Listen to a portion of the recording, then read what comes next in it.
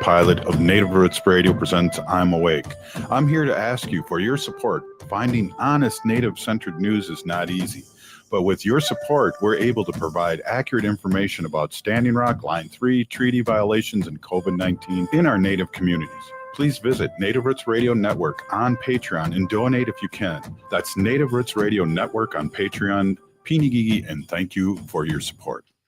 The Minneapolis Police Department is hiring, and we're looking for people ready to lead, serve, and reflect the communities we protect. Whether you're a new graduate, changing careers, or already in law enforcement, there's a path for you to join our department. With top-tier pay, full benefits, paid training, and a direct path to making a difference, this is more than a job. This is your chance to shape the future of Minneapolis Police. Choose service. Choose leadership. Choose Minneapolis. Visit our city website to learn more.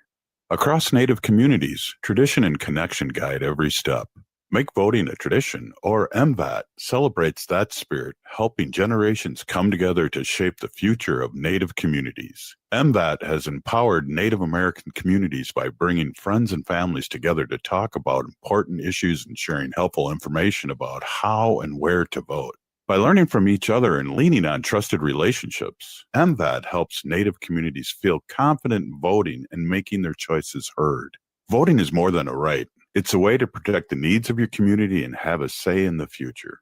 MVAT has been helping Native communities across the state for 9 years, creating stronger, more engaged communities every election.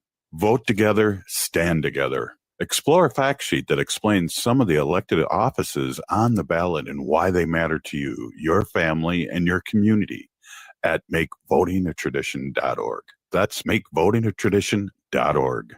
Are you a Metro Transit rider? Join the free Riders Club and let your voice be heard. Our motto is Transit Voices United, and when you become a member, you'll participate more closely in decision-making, plus earn the opportunity for exclusive merchandise at Metro Transit events. Help improve your transit system. We value your opinion. Join at metrotransit.org/Riders Club and start being rewarded today. That's the Riders Club at metrotransit.org/Riders Club. With your AM 950 weather, I'm Brett Johnson. Look for partly cloudy skies tonight with a low around 36, Friday partly sunny with a high near 47, and Saturday partly cloudy with a high near 48.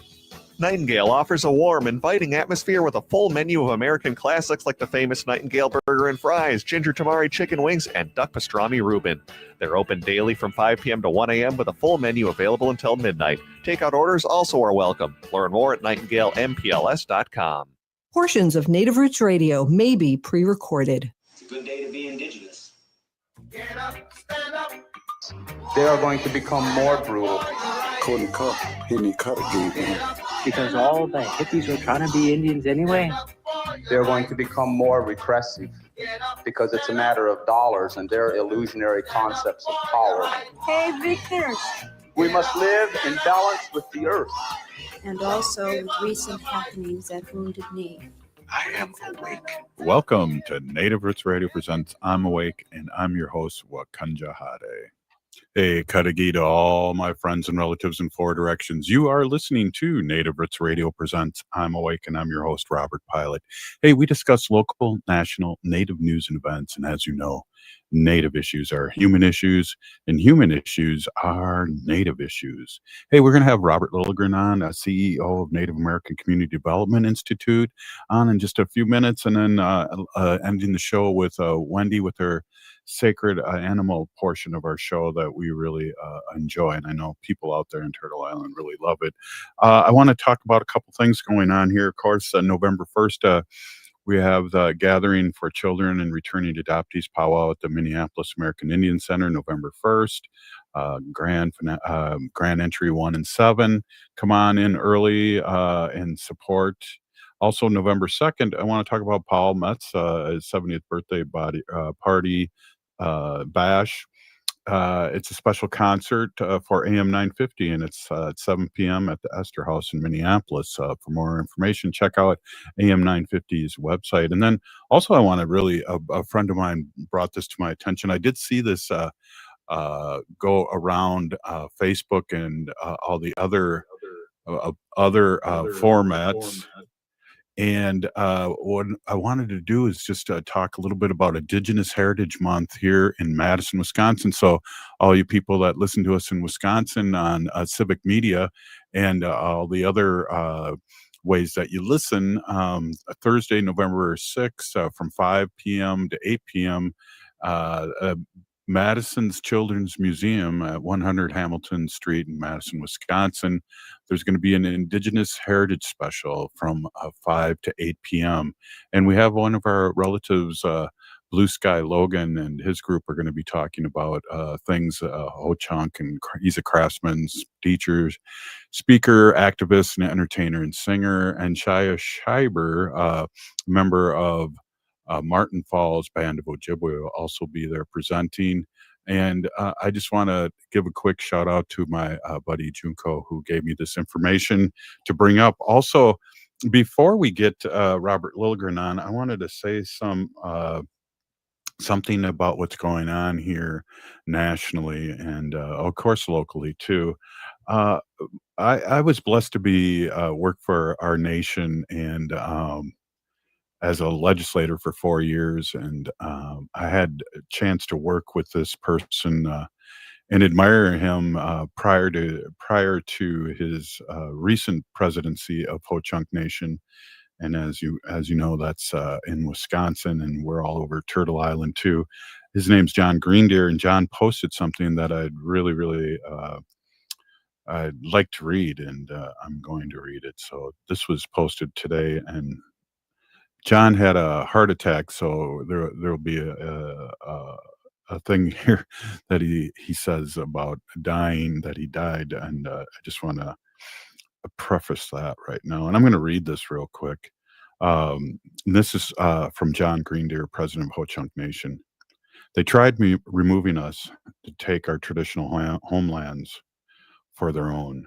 They fatally attacked many of our villages, brought sick upon our people, pulled our children from our homes, sterilized our women, relatives, and forced policies to assimilate us away from our traditional cultures and ceremonies. My friends and colleagues leading their tribal nations, remember that day you took office, that day your family dressed you up, and that drum sang for you and your people sent you to the front to watch out for them? This is what they were asking of you. Quit playing the game the federal government wants you to play. They want you to snivel about treaties and their hardships so they can put their white hero cape on and save you. Let me tell you something. They would commit all these atrocities again if their disposition of dominance was ever threatened. Be kind, be prepared, but never forget that. I already died, so ain't worried about walking on eggshells anymore. The legacy of tribal leadership has gotten us pretty far, but the fact that we are all trying to find solutions to feed our people when there isn't a food shortage should tell you this is a war that are on those in need. It always has been. My brain and body are literally corroding, protecting our grants, our healthcare, our structures that we actually do their work out of our own time and our own dime. It's a literal clown show that leaders in governments across the country are forced to watch and re-imitate ridiculous policies to preserve some humanity, decorum, and the far-gone notion of tranquility. Regardless of what they throw at us, they will still be standing as we always have been. We'll still be standing as we always have been.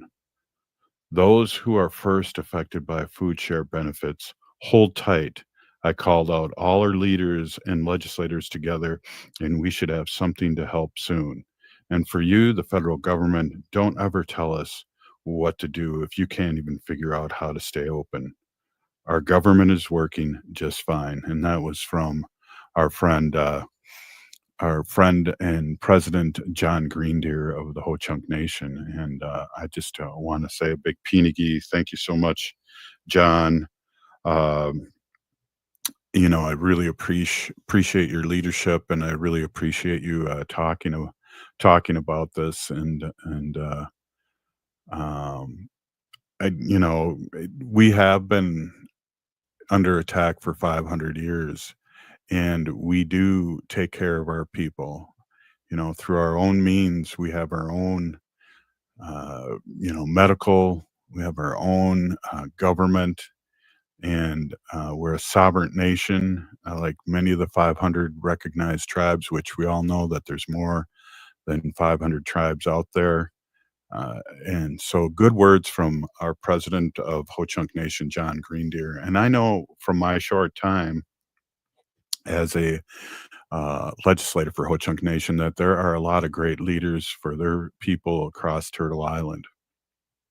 And I know that they will take heed to this and take care of their people. And that's so important too. And it's what we do as Native Americans, is take care of our own. And I'm just really, really happy and blessed to be Native American.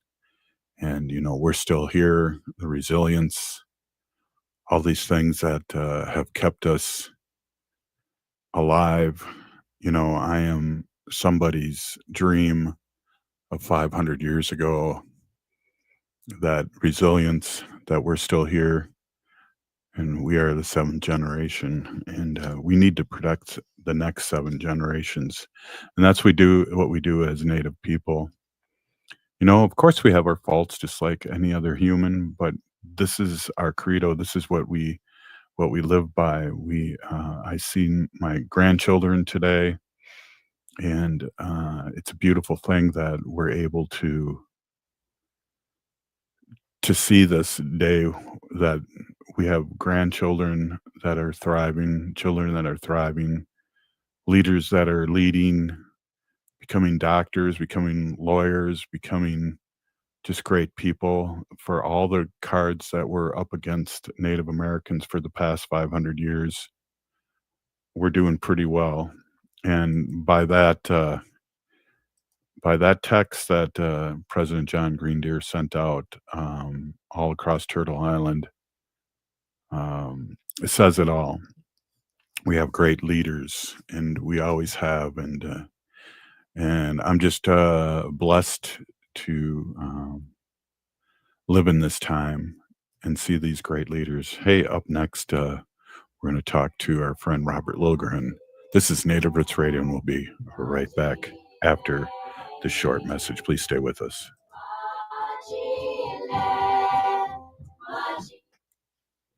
All My Relations Arts presents Matrilineal Memory by Hopi artist Michaela Schaefer. This powerful exhibition blends painting, poetry, and installations, inviting reflections on memory, culture, and healing. Join us for the opening reception Thursday, October 16th, 6 to 8 p.m. at All My Relations Arts on Franklin Avenue in Minneapolis. Matrilineal Memory runs October 16th through December 13th. Experience the unveiling of an exhibition that speaks to the heart. Learn more at allmyrelationsarts.org.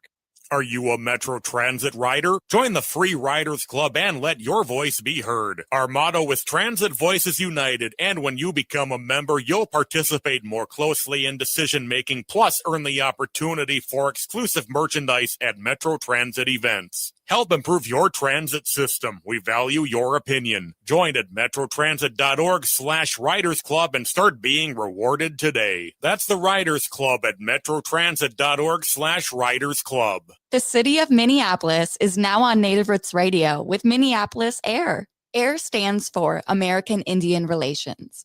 Guest host Christine McDonald talks to people about important things affecting the city's Native communities. Minneapolis AIR dives into topics like public safety, public health, elections, and so much more. Tune in to Minneapolis AIR on Native Roots Radio from 5 to 6 p.m. on the second Wednesday of every month, right here on AM 950. Across Native communities, tradition and connection guide every step. Make voting a tradition, or MVAT honors that spirit, helping generations come together to shape the future of Native communities. By learning from each other and sharing knowledge through trusted relationships, MVAT helps build trust and make sure Native voices are heard. Voting is more than a right. It's a way to protect the needs of your community and build the future you want. Vote together, stand together, learn more at makevotingatradition.org. Hi, I'm Jane Fonda, and you're listening to Native Roots Radio. And we're back to Native Roots Radio presents I'm Awake, and this is Robert Pilot. Hey, welcome back, everybody. This is Robert Pilot, and we're going to have our friend Robert Lilligren, CEO of Native American Community Development Institute, on in just a second here. I know he's been jogging and riding his bike to get here. I really appreciate you. I read a big long text from our partner, Ho-Chunk Nation, and it's just inspiring to hear from John Greendeer and how they're working on things and solutions. And we know we've been stacked up against for many, many years. And I don't know if you saw that. I could send it to you. It was beautiful. It was a couple-minute read. But welcome, Robert Lilligren. And I want to congratulate you, Robert. I don't congratulate you enough, but you, NACDI, Native American Community Development Institute, was honored as from the Minnesota Council of Nonprofits as an award-winning, dealy bopper. And I just want to say, good on you, and well deserved. Very kind. Thank you. Bonjour, Robert. I think Wendy's here somewhere, so bonjour, Wendy, as well. Always great to be here. Sorry to be late. I biked home as quickly as I could. I had another media engagement right before this, so I'm kind of a media darling today, I guess. But yeah, you're right. Our organization, Native American Community Development Institute, NACDI, was recently awarded from the Minnesota Council of Nonprofits, which is an association of thousands of nonprofits in Minnesota. And at their big annual gathering recently, we were presented one of 3 awards they give out to nonprofits for their work, and ours was the Advocacy Award. And it was just such an honor to be recognized and to be featured at this luncheon event. And they even put together a really high quality video about our work, and that featured Make Voting a Tradition, our MVAT work, but it was really about all the work we do across the different areas. And this video is so good. I urge your listeners to look it up. So it's Minnesota Council of Nonprofits. It's NACDI, NACDI. But I will tell you, have a tissue ready, because one of our organizer canvassers that works for Make Voting a Tradition tells the story that is so moving. It brings everyone who sees it to tears. Yeah, and I have that on AM 950 Native Roots Radio Facebook page, and again, you can look it up on YouTube. Yes, I agree, Robert. And we talk about all the great work that's being done on the Avenue, and it's great to pause and congratulate Native American Community Development Institute for all their work. And, thanks. Yeah, it's great to have you on, and all the work that you do. But I know your organization is very humble.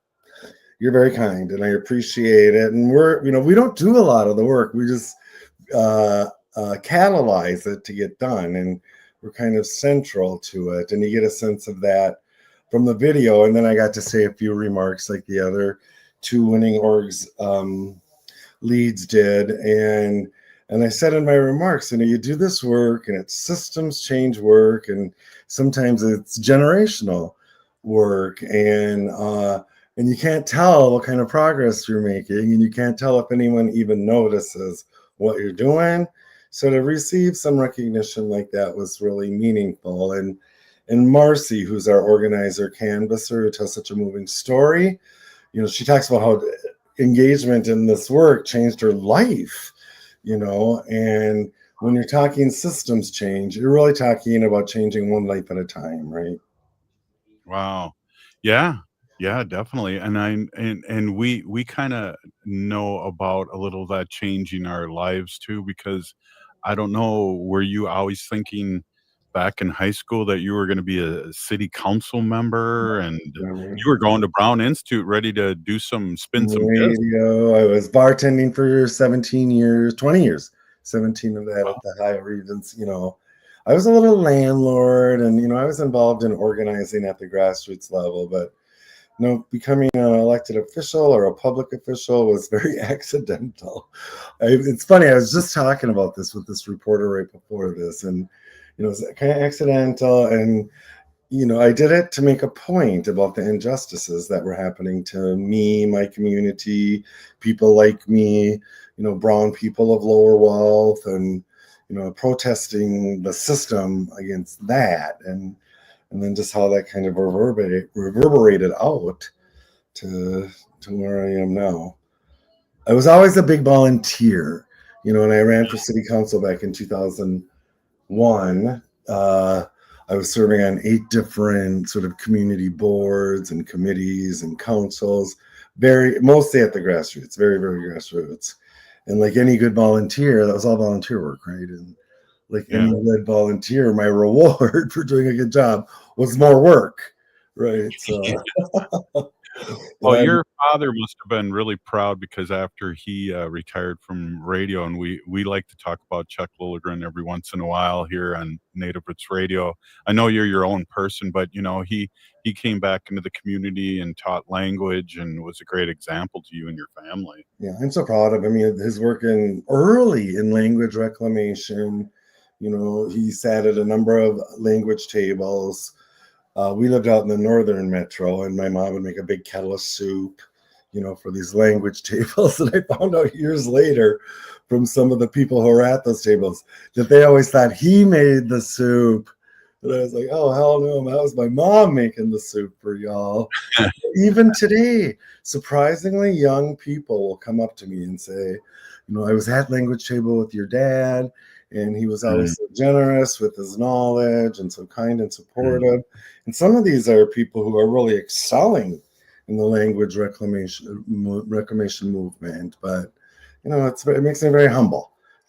Yeah, that's awesome. And the legacy that you're leaving too is amazing.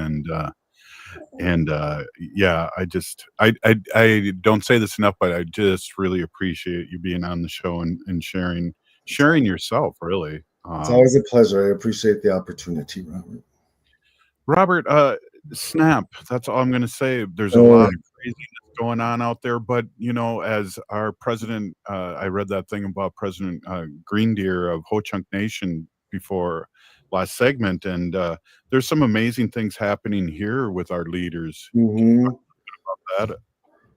Yeah, so we're very fortunate here in the Twin Cities to have a fairly strong organized infrastructure of the Native organizations, and many of them are service organizations, and we organize under the umbrella of the Metropolitan Urban Indian Directors, or MUID, or MUD.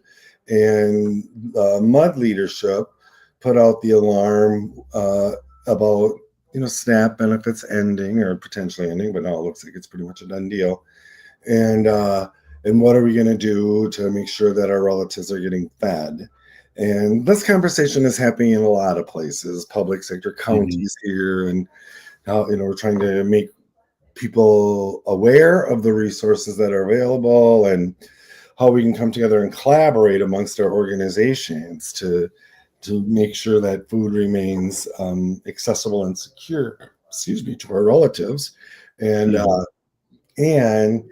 so a couple of folks, Dr. Stately, who I know, Dr. Anthony Stately from the Native American Community Clinic, and Maggie Lawrence, who leads Walk on Teepee in St. Paul, really put out the call, and we started to come together. And because we have this organizational infrastructure, it's been very productive, where in our different subcommittees, or we had a whole MUD meeting, Metropolitan Urban Indian Directors meeting on Tuesday, but it's become very logistical, right? Well, one of the big things is cold storage. Well, organizations are saying, we have cold storage, Some of it is distribution, We can set up distribution points. Some of our elders and our families with children really can't get to a distribution point, so they may need delivery and things. And everyone's stepping into their part. And it was really rewarding, and it's a very frightening time. And, it's the federal government trying to control poor people by controlling their food, right? And so that's something that Native people and communities are very familiar with. It's a historic strategy of colonization and forced assimilation and genocide. So, but we're ready. We're more ready, and we're more coordinated. And I think our organization, NACDI, we're not such a direct service provider, but we're excellent at communications, right? So as we assemble these strategies, that one of the roles NACDI can play is to make sure that it's getting communicated out in a good way. And then we can use our location, which a lot of people know where Powell Grounds is. That could be a good distribution center and things. So we're all stepping in. I'm really proud of the community as much as I'm afraid of what's going to happen next.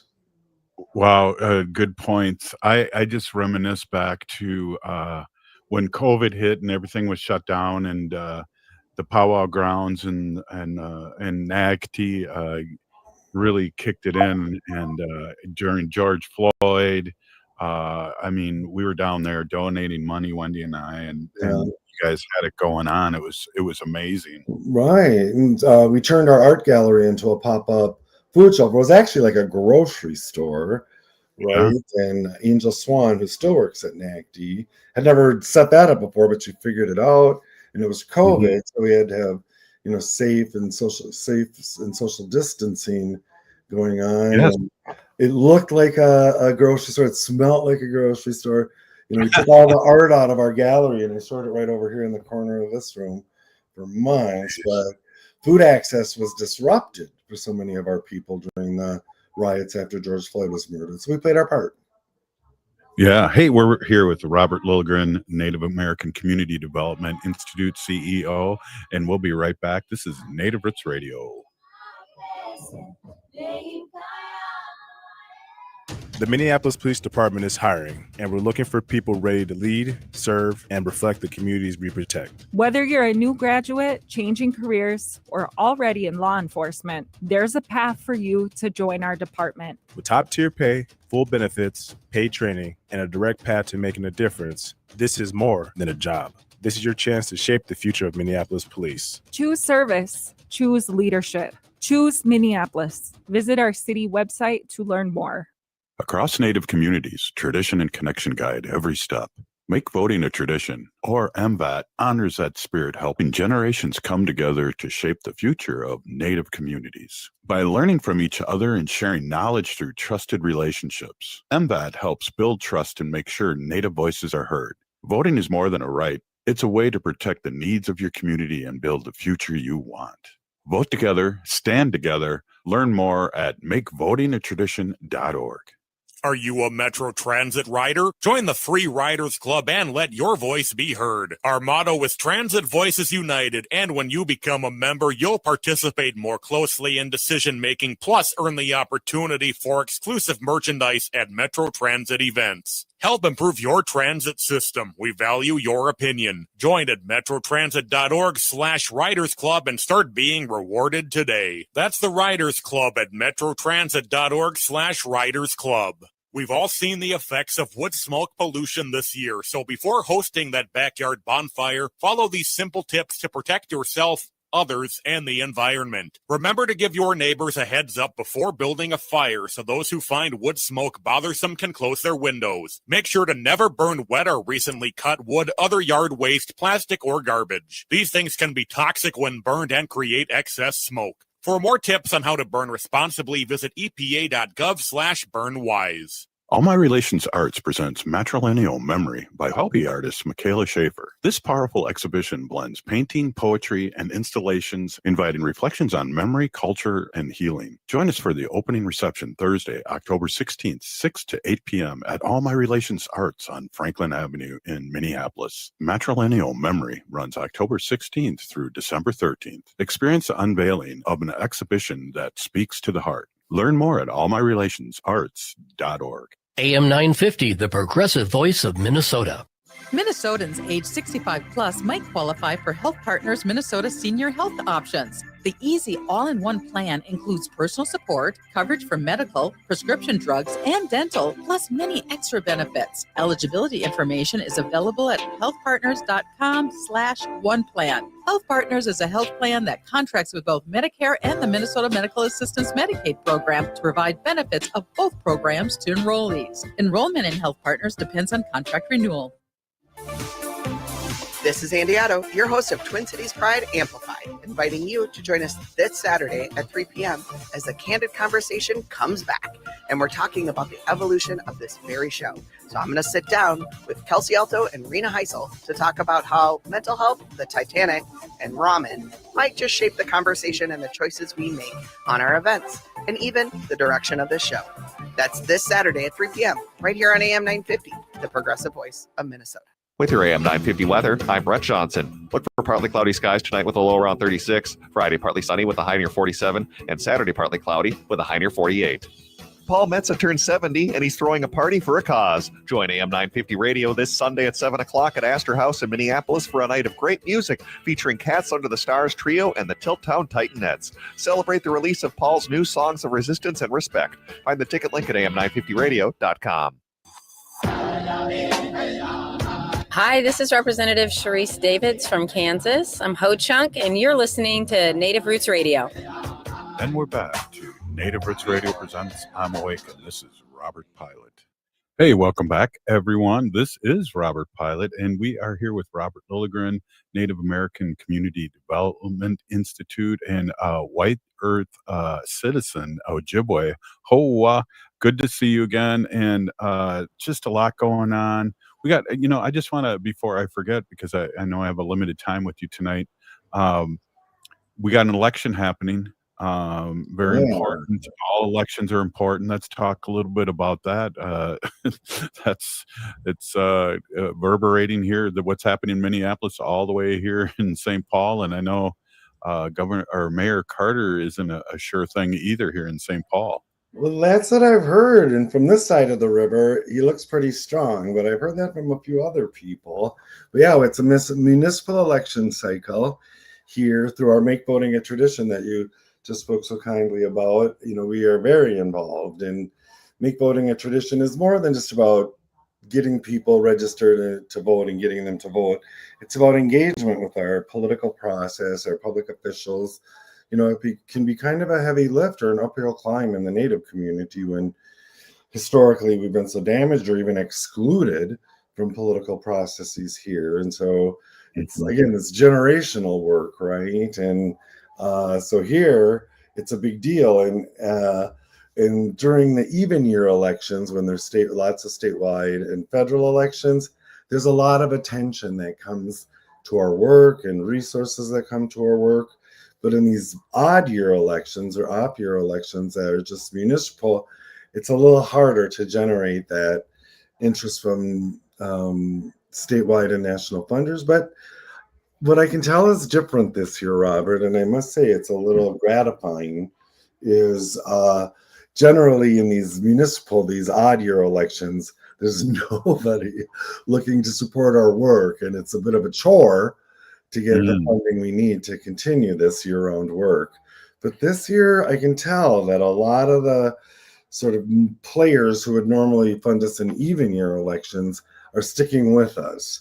And the sense I get is that they're interested in supporting and sustaining the infrastructure that we have in place so it doesn't all fall apart in an odd year, and then we have to build it back up again in an even year. And there's such an awareness of the importance of the elections of 2026 that our philanthropic partners locally and nationally are still really with us. We just had a meeting yesterday morning with the Minnesota Secretary of State, Steve Simon, who's always been a huge supporter of our work. And he actually generated a national Secretaries of State award for Make Voting a Tradition just a couple of years back. A huge honor. National. And he and one of his staff met because they understand that one of the things Make Voting a Tradition is successful at is reaching people who don't necessarily want to be engaged in the political process. And And so trying to learn from that, and Native people are in a huge number, but these days when elections are won by 1 or 2%, we can be the margin of victory, right? And have been. You're exactly right. So there's more and more value in engaging with us, but it's just, I'm so proud of the Make Voting a Tradition folks. They're very grassroots people, and that they're getting this kind of engagement and recognition from very highly placed office holders here. Well, and I guess I can't really ask you on air because you're probably nonpartisan, right? We just want to get the vote out with your organization, correct? Right. We're nonpartisan. We have to be. Yeah. We're a 501c3 or a nonprofit, a neutral nonprofit. We are kind of noodling the idea of creating a political nonprofit. It's a 501c4, a C4 as they're called. Then we could do candidate support and issue support, but as it is. But yeah. I'm not here. I'm not at work, so well, that's whatever I want. Yeah, well, that's a game changer, because I remember an organization that I was a board member of many years turned into a 504, and it was a game changer for them. I know that, right? Especially with the pipelines and things like that were happening and still happening. Right, and there's this aversion, and it's a good one, in 501c3 nonprofits to stay out of political work. And there's actually a level of political work and even lobbying that's allowed, but a lot of our funders specifically prohibit that and things. But I'll tell you, in an earlier life, I served on Outfront Minnesota, which is our state's largest LGBTQ organization. I was on the board there, and Outfront had a 501c3, a 501c4, and a PAC that were all under the Outfront umbrella, and they were very adept at firewalling the activities between the different organizations, and they operated under one umbrella. They had to have 3 different boards and things that are requirements, but once you're set up responsibly, it's not that impossible to do. It's in some ways, and I'm way oversimplifying this, but it's like bookkeeping, right? You have to be very clear. When you're doing this, you're only doing this. When you're doing and paying for that and this or that, you're just doing those exclusive activities. But it's doable, and maybe it's because of my experience in governance of a complicated organization like that. It doesn't freak me out. I welcome that opportunity. Yeah, and that's exciting too. So let's go back to a little bit about what's happening in the community. We know nationally that there was verbiage changed and things taken off the federal websites about feeding people that we've already been taxed for. Everything's been paid for, but the regime, I should call them, the orange regime, is stopping money just to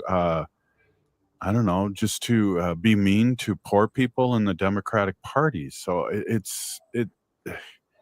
help me out here. What I don't understand this mindset, but you're right, it is being mean. I mean, as best as I can tell, it's to cause pain, right? And to cause pain to people who don't feel that are worthy, poor brown or people for the most part. But and like I said, that's a common dynamic in the history of Native people, right? We were controlled in this way, so it feels very familiar. I feel, to me anyway. And then the whole point is to funnel more money to billionaires, right? To people, and you got to ask how much money do you need? What would be enough? And when it's built literally on suffering and starving people, elders, children, our most vulnerable people, it's unconscionable, and they don't seem to care. And then irony is, and I'm not a big fan of irony, but that they frame this in sort of a Christian framework, right? They're doing the Christian thing, and that makes me even more confused. Exactly. Well, hey, Robert Reich, who I love reading his posts, he said Amazon just announced 14,000 layoffs, and its CEO made over $40 million last year. UPS announced 48,000 layoffs, and its CEO made over 24 million last year. Intel announced 20,000 layoffs, and its new CEO pay package is valued at nearly 69 million. This is what I mean when I say the system is rigged, you know? Totally rigged. Oh, yeah. And it gets more and more rigged under this administration. And, excuse me, like I said earlier, how much money do you really need? You know, how much? And so it's this, we're in this era of incredible wealth inequality, growing wealth inequality. I'm sure you probably have this statistic at your fingertips, but it's something like 8 people in this country have more wealth than half the world combined, right? Yeah. Something like that, you know? It's like, how can that even be? That is not sustainable. It's not healthy. And so It's hoarding. It's hoarding, right? And then it's creating pressures and pains, right, in our communities. So something's going to happen. And our federal government is now poised to move into communities, you know, to use military force against their own citizens. Yeah, and that's really becoming a thing here now because I feel like he's lining things up for when the election happens. You know, that there are going to be military people all across the country here, and especially around voting places. Yep, there will be intimidation, right? It's totally intimidation. And it's to keep certain people away from the polls. So, Robert, we got only a minute or two left. I'd love if you are able to, if you're able to, spit out what's happening with Native American Community Development Institute this next week. I know you had a great season that ended abruptly today with the Four Sisters Market. With our Four Sisters Farmers Market, it was just a great season. And so, since it was too cold for people to be outside all day, our market manager, Destiny Jones, Ho-Chunk, made the decision to cancel, and then the vendors all hung out in the office and, you know, kind of debriefed on the season and had donuts and things, and that was really sweet. And it was just such a successful season. We have more investment in infrastructure going on in our Four Sisters Urban Farm, and the public sector funder, our county, Hennepin County, has produced additional resources at the end of the year. And so literally while I was talking to you earlier, I was signing a contract online because I want to get started next week and implementing some more. I think it's an irrigation system that they're going to install. So that's exciting. Our gallery, as you talked about, has matriarchal memory. And that's an incredible show. I'd really encourage folks to get there. And I think, is it this weekend? I'm so bad. But we have a Native Authors program, and I think we're in our 3rd or 4th cohort that works with Native folks. They don't need to be professional authors or anything, but the goal is to get them to publication. And so a number of the authors that have been published. And we have an authors reading, an artist talk coming up in the gallery. Of course, with the election, it's Make Voting a Tradition is in full swing. There's going to be a huge event in our parking lot again this year on Tuesday, Election Day here in Minneapolis. Wow. So I'd invite you down. It's going to be fun. And then talking with our Secretary of State here in Minnesota, Steve Simon, one of the things we talked about was how successful pop-up voting places were in the community in 2024. And so we're exploring ways of moving into more pop-ups in our urban Indian community for next year, the big election next year. So there's always stuff going on. Yeah. Hey, and then on a Saturday, big adoption powwow. I hope to see you there. Hey, thank you so much, Robert. My pleasure. I missed Adam Beach, so I'm bummed out. I got FOMO. So me too. Hey, thanks for coming on. We'll see you next week. This is Native Roots Radio, and we'll be right back with Wendy Pilot. Stay with us. Oh.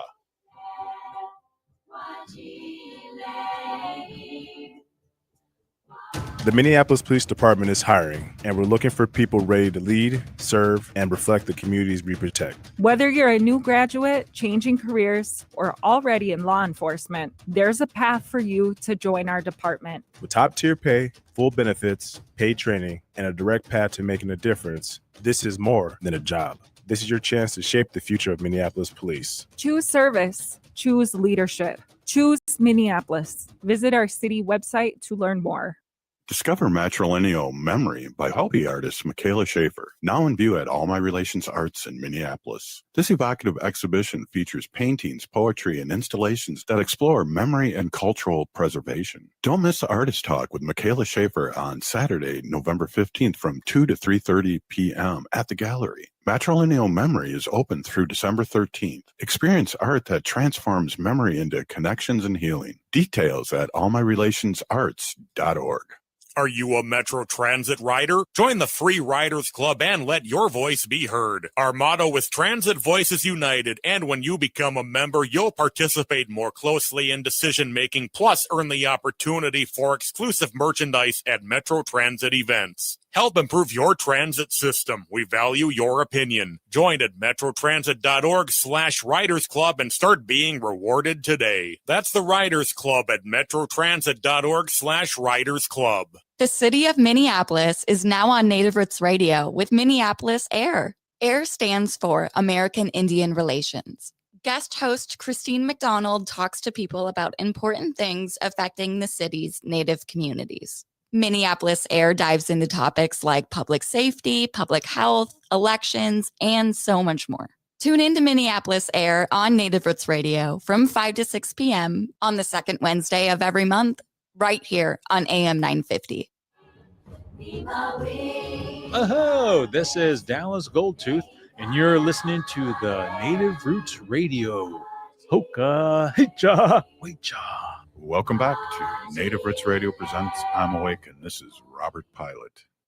In this portion of the show, we like to bring awareness to our wolf and bear populations. Say no to the hunts. No. Oh. Go get some picnic baskets. I guess that would be the Yellowstone bear. Yeah, that's right. Hey, I want to introduce my awesome, beautiful wife. Wendy's been an animal advocate for many years, and she's a co-founder of Native Roots Radio here in our 9th season. And you've been doing our sacred animal portion for 9 years, and I've learned so much. So take it away. Thanks, everybody. Thanks, Robert. Hey, my name is Hanajihihani. That means cares for them. And I was given that name by my Dega Curtis. Curtis goes by Mashke Hanajinga. I am a policy volunteer for Humane World for Animals, formerly known as the Humane Society of the United States. And I work on animal issues at the local and state level. It's always my pleasure to do that. They're doing a lot of research, the scientists out there, Robert. And researchers have now documented Alzheimer's-like disease in several dolphin species, including, bottlenose and pilot whales. In detailed post-mortem brain studies, scientists found the same two hallmark features seen in human Alzheimer's patients: beta amyloid plaques and tau tangles. These are the defining biological markers of the disease in people. Because dolphins live long lives and have complex social brains, their aging processes appears to be parallel aspects of our own.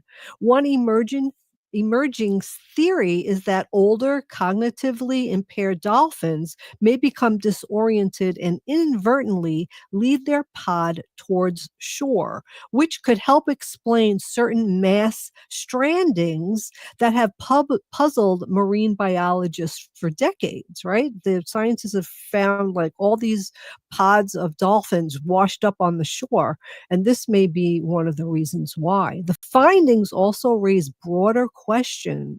Is this a naturally occurring condition of advanced intelligence and longevity, or are ocean pollutants such as mercury and industrial toxins accelerating neural decline in marine mammals?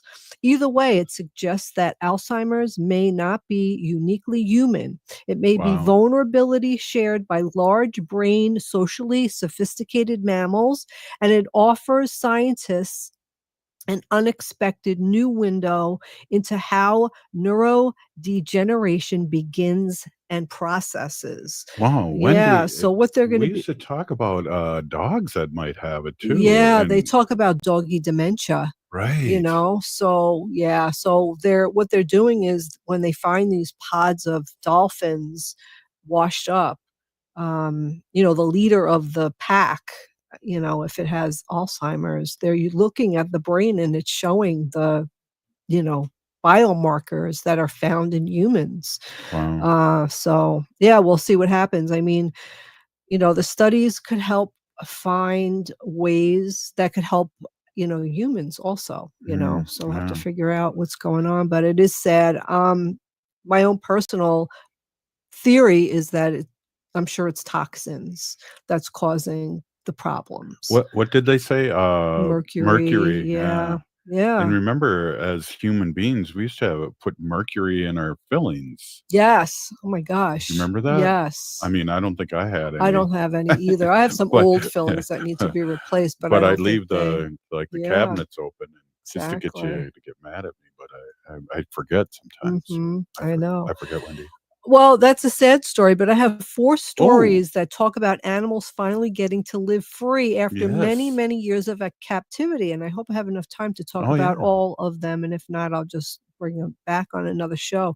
So Mhm. this is from World Animal News. In a groundbreaking move for animal welfare, Nova Scotia has officially approved Canada's first ever seaside whale sanctuary, marking a major victory in the fight to end captivity of Wow. marine mammals. Yeah. Wow. The sanctuary, to be established in Port Hilford Bay, will provide beluga whales with a permanent, peaceful home in a natural ocean environment, far from the concrete tanks that they have been held captive in for years. The Whale Sanctuary Project, WSP, will transform a sheltered cove into a refuge that is 100 times larger than the cramped enclosures at Marineland in Niagara Falls. This ocean sanctuary will allow whales to swim freely, experience natural rhythms like tides and seasons, and finally live in an environment that resembles the wild, while still receiving the care they need after years of confinement. They can't be just set out to sea by themselves. They do need help from us because, they don't know how to fend for themselves. But I think that that's wonderful. Yeah. And I always ask people, please boycott any marine park who keep these animals in these conditions, especially SeaWorld. Yep. Yeah. Facebook friend, Lucy Pato, she posts a lot of good animal stuff. He took his first breath of open ocean in 40 years and didn't look back. Yeah. George, the loggerhead,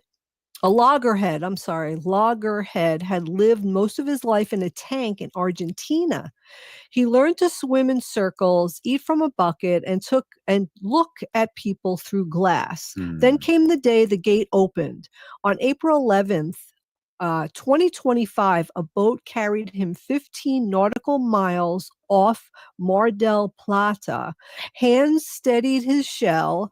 The waves lifted. He slipped into the Atlantic and vanished beneath the surface. So this is a turtle I'm talking Wow. about. Yeah, what happened next feels like small miracle. In his first 70 days of freedom, George swam more than 1,700 miles. Whoa. Yeah. Oh, they must have had a Yes, he's tagged so they could watch and see where he is. If he's in trouble, they can go help him, Good. that kind of thing. Yeah. He hugged the coast, crossed different islands, and headed towards warm waters of Brazil. Yeah, he did what wild turtles do. He followed the currents, hunted again, and rested where the sea felt right. That's amazing. Yeah, this He didn't was hap- 40 years old, did you say? Yeah, Wow. yeah, yep. This didn't happen by chance. For 3 years, a team helped him practice life skills he had forgotten. What? Right? They raised the salt in his pool bit by bit so he could get used to the salt water. They swapped eggs and beef that they gave him to eat for crabs and snails. They even made currants in the pool so he could learn to push through the currents. Good on them, because these turtles can live 300 years. Exactly. So the turtle is about 60 years old. He might live to 80 or more. For decades, he was a symbol of captivity.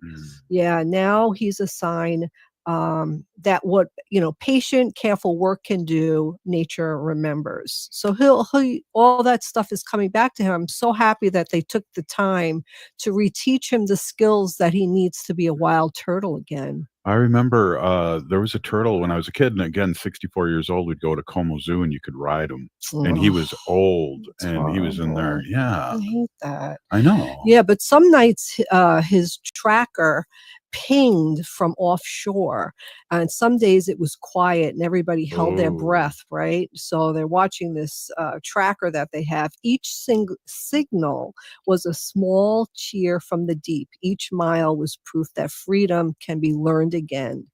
Yeah, here's to the people really who stood by him, and here's to George still swimming. So it's really really unbelievable. I'm really, really happy about that. And I'm really happy that, people are recognizing that these animals are sentient beings. They belong to be in the wild. They're not on Earth for us and for our entertainment, and that they're here for their own fruition and to live their own lives. Wow, great report. That was a great report. I love hearing stuff. And good on the humans for helping out other good on people. The humans. Yes. Hey, this has been Native Roots Radio. We'll see you tomorrow. If you're still here, we are the 7th generation. Free these turtles. And all the captive animals. We'll see you tomorrow. Are you a Metro Transit rider? Join the Free Riders Club